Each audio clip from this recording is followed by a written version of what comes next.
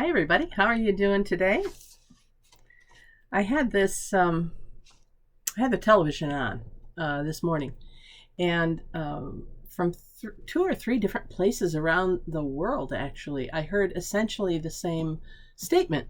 Um, I do whatever blank says, he or she says. And it just has been ringing in my ears.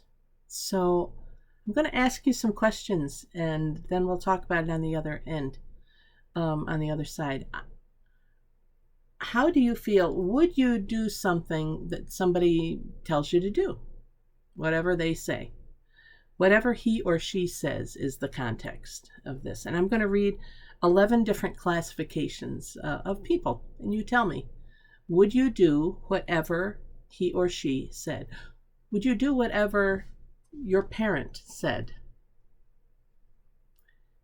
Would you do whatever a policewoman said?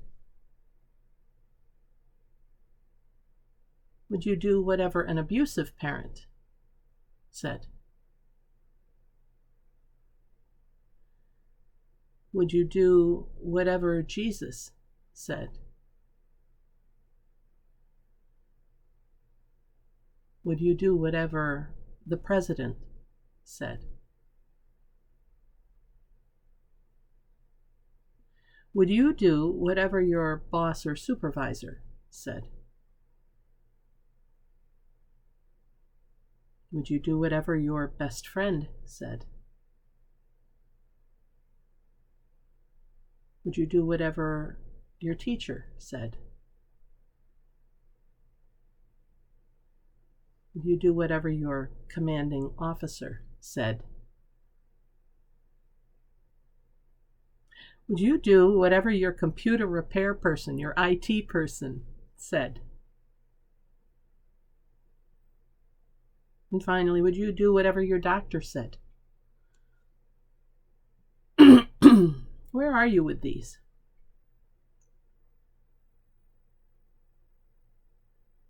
I wish we were all together so I could say, raise your hand if you would do all of, and go through the categories again. Parent, policewoman, abusive parent, Jesus, the president, your boss or supervisor, your best friend or a teacher, a commanding officer, a computer repair person, IT person, or your doctor. I think on first blush, many of us would say yes to some of the authoritarian figures that we might not feel compelled to say yes to with others, like a policewoman, maybe a boss or supervisor, commanding officer perhaps. Then we kind of look at it and say, all right, well, who are the people who would know more than we do? When we're younger, we'd probably say yes to a parent and an abusive parent, sadly. Whereas hopefully when we're older, we might not. Probably the same about a teacher. Best friend, depends. Doctor, I think we recognize their knowledge. Same with IT people. I know an awful lot of us who just say, just fix it. I don't care. I don't need to know what it is. Just fix it. And of course, there's Jesus and the president and, even in our military, all of our officers and enlisted people are instructed not to follow an illegal order. And they are instructed in the Criminal Justice Code. They're instructed as to what constitutes a legal order. And they are told not to follow illegal orders. I think the bottom line is that we're supposed to think for ourselves, right? And how many of us abdicate that? Just throw it up there and say, oh, just tell me what to do. I mean, there are times when we all want to be told what to do, I think, because it's just easier, path of least resistance. But by and large, we are responsible for us. And some of us talk about it in terms of politics now.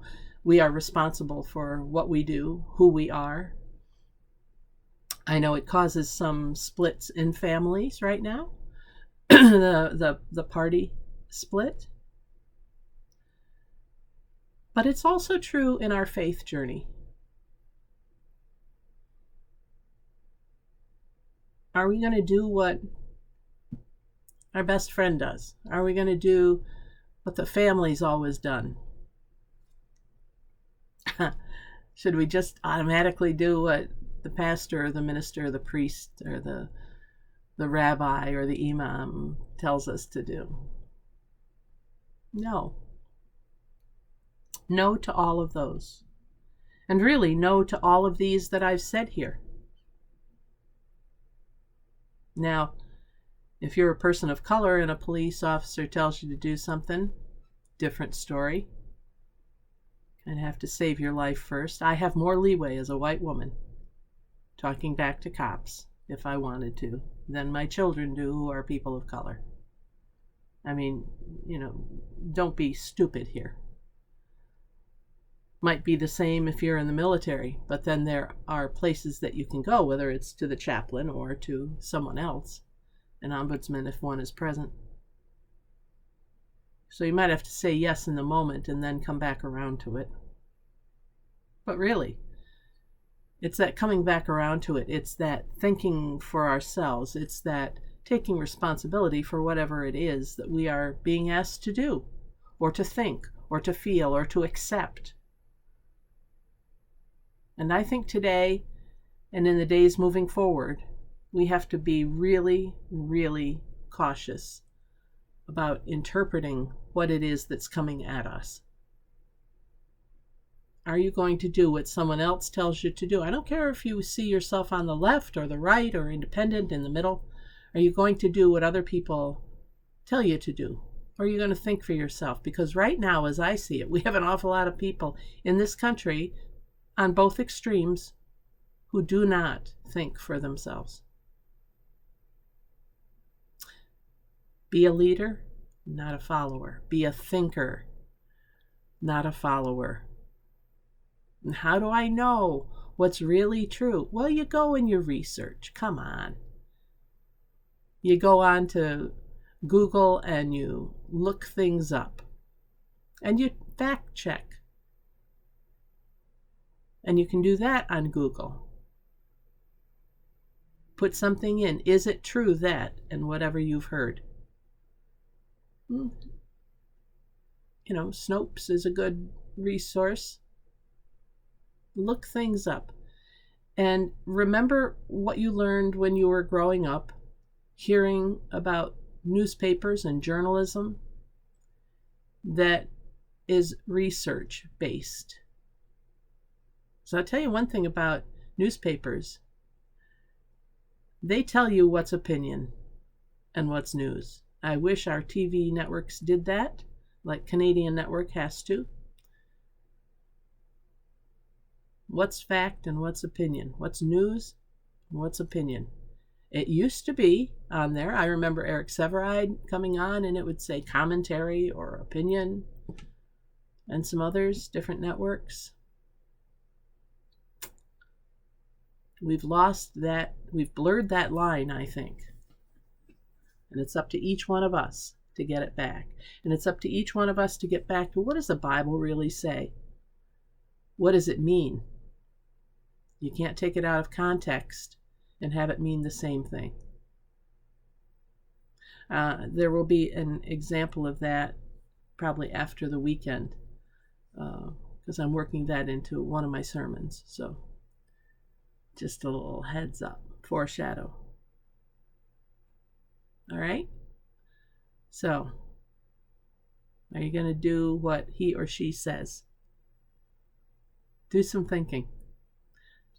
That's your assignment for today. Thanks for joining me for this pause in your day to think of something greater than yourself, or prompt some thinking, and in this case, thinking about thinking. And I'm Pastor Deb of South Presbyterian Church in Rochester, New York. I appreciate you being here and spending some time here. If you like what we're doing and you're in a position to financially contribute to this ministry, we would always love that support, and you can reach us through the information on the end cap at the end of this video. Otherwise, though, even whether you do or you don't, God bless and have a great day. We'll see you next time. Bye for now.